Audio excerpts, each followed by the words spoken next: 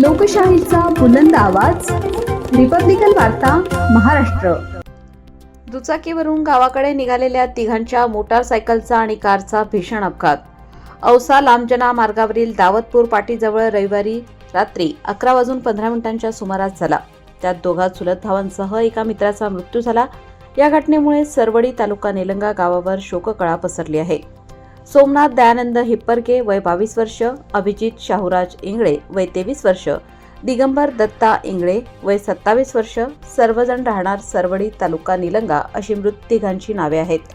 पोलिसांनी सांगितले की निलंगा तालुक्यातील सरवडी येथील अभिजित इंगळे, दिगंबर इंगळे हे दोघे चुलत भाऊ आणि त्यांचा मित्र सोमनाथ हिप्परगे हे रविवारी रात्री दुचाकीवरून औसा लांबजना मार्गाने गावाकडे निघाले होते। ते दावतपूर पाटी ते वाघोली पाटी दरम्यान पोहोचले असता भरधाव वेगातील कारने MH14 FG 7172 समोरून येऊन जोराची धडक दिली।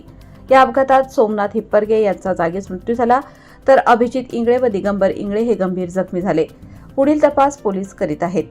रिपब्लिकन वार्तासाठी लातूर जिल्हा प्रतिनिधी Sagir Momin. Subscribe now and press the bell icon. Never miss an update.